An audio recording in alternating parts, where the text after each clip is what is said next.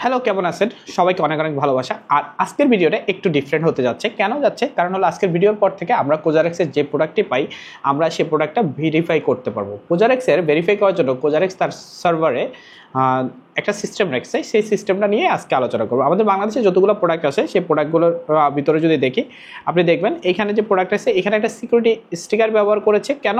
কারণ হলো যে ইম্পোর্টার এটা এনেছেন, এখানে একটা ইম্পোর্টেড ডেট আছে এবং নাম্বার আছে। সেই ইম্পোর্টেড স্টিকার যিনি দিচ্ছেন সেই লোকটাই এই সিকিউরিটি কোডটা দিয়েছেন। একটা হলো সিলভার কালারে এবং এখানে তার একটা নাম আছে, আমি যদি একটু ভালো করে দেখি। এবং আরেকটা হলো দেখেন দুটো সিকিউরিটি স্টিকার। এখানে যে সিকিউরিটি স্টিকার সেটা আছে মেবি বেলাসিয়া বিদিয়া, এটা কিন্তু সিকিউরিটি স্টিকারে অন্য একটা নাম আছে, আপনি ভালো করে যদি দেখেন। এবং কিন্তু এই সিকিউরিটি এখানে যদি দেখি আমদানিকারকের স্টিকার একই রকম। সো কোম্পানি থেকে যেহেতু কোনো সিকিউরিটি স্টিকার এখনো পর্যন্ত কোজারেক্সে দেয় না। দেখেন এইটা তো আবার তাদের সোনালী কালারের স্টিকার আসছে এবং এইটা আসছে হলো জুইবার। এর আগেরটা তাদের বেলাসিয়া ছিল। আর এটাতেও তাদের ট্রেডিংয়ের নর্মালি বাজারজাতকরণের প্রোডাক্ট দিয়েছে, কিন্তু ইম্পোর্টার বাজারজাতকারী আছে কে সেটা, কিন্তু ইম্পোর্ট কে করছে সেটা কিন্তু সে লেখেন নেই। এই জিনিসটা আপনি একটু খেয়াল করেন, ইম্পোর্ট কে করছেন সে এখানে কিন্তু লেখা উচিত ছিল তার খুব সুন্দর করে যে ইম্পোর্টেড বাই অমুক। এবং যেমন এইটাতে খুব সুন্দর করে লেখা আছে আমদানিকারক এবং বাজারজাতকারী প্রোডাক্ট ট্রেডিং, এইটাতে কিন্তু সে নিজেও লেখেন নাই। আপনি যদি ভালো করে এটাতে দেখেন, আমি ভালো করে দেখাচ্ছি, আপনারা ভালো বোঝেন, দুইটা লেখার ভিতরে তফাৎ দিচ্ছে। সে এইটাতেও সিকিউরিটি স্টিকার আর এই সিকিউরিটি স্টিকারটা এক বসে, যে এই কারণে যে এটা তার ইম্পোর্টেড প্রোডাক্ট কিনা সেটা।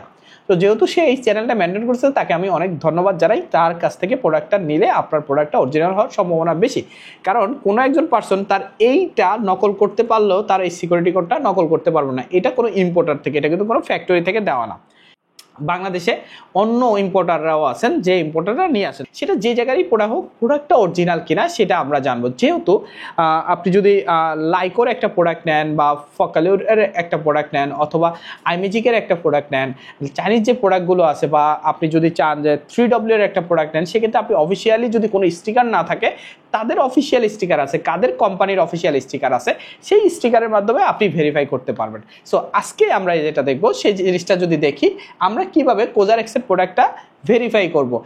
সো পিসির স্ক্রিন যেহেতু রেকর্ড শুরু হয়ে গেছে, সো আপনারা পিসির স্ক্রিনে যেটা দেখতে পাবেন সেটা দেখেন। আমরা আমাদের হাতে থাকা যে কোনো কোজারেক্স, আমি অনেকগুলো কোজারেক্স ভেরিফাই করবো এবং দেখাবো। আপনারা আসলে ভিডিওটা খুব কেয়ার করবেন। আপনাদের ফোন হোক, ফোনে থাকুক বা পিসি থাকুক, সেখানে আপনারা লিখবেন নর্মালি কি লিখবেন, কোজারেক্স রেকর্ড নামে। হ্যাঁ, কোজারেক্স রেকর্ড নামে গুগলে সার্চ করবেন। কোজারেক্স এর অফিসিয়াল যে ওয়েবসাইটটা আছে দেখবেন, আপনি ব্রাউজারে দেখেন, যদি কেউ না বুঝতে পারে সেটা। এটাকে আমরা সচরাচর বলি হলো ডোমেন, আর এটাকে বলি হলো সাবডোমেন। সাবডোমেনে তার কোজারেক্স তার ভেরিফিকেশনের জন্য দুটো অপশন তৈরি করছেন। সেখানে ইংলিশ এবং কোরিয়ান দুইটা ল্যাঙ্গুয়েজে তাদের ভেরিফিকেশন অপশন করেছেন। তারা এই ভেরিফিকেশন অপশনে তাদের দুইটা জিনিস তারা ইম্পোর্ট নিয়েছেন। এখানে তাদের উৎপাদন তারিখ এবং এক্সপায়ার ডেটটা। সো আপনার কাছে যে প্রোডাক্ট থাকে সেই প্রোডাক্টের দুই ধরনের এক্সপায়ার ডেট থাকতে পারে। সো আমি একটা প্রোডাক্ট নিলাম, সেই প্রোডাক্টটাকে আপনাকে যদি দেখাই, এই প্রোডাক্টটার কোনো এক্সপায়ার ডেট, কোনো ইম্পোর্টেড সিল নাই বা কোনো সিকিউরিটি স্টিকার নাই। আছে কি এটা, এই যে বারকোডটা আছেন, এই বলদ বারকোডের কথাই বললাম, যেটা দিয়ে প্রোডাক্ট গণনা ছাড়া, আর এটার কোনো ভেরিফিকেশন হয় নাই। যে কোনো রেপ্লিকা বা যে কোনো কিছু কেউ এটাকে তৈরি করতে পারে। সো এরপরে দেখি, যেটা আপনি যদি খুব ভালো করে খেয়াল করেন, এখানে কোনো কিছু নাই, দেখছেন। সেম এই প্রোডাক্টটাকে আমি ফার্স্টে ভেরিফাই করব। সেই ভেরিফাইটা কিভাবে করব দেখেন, আপনি যদি দেখেন তাহলে এখানে লেখা আছে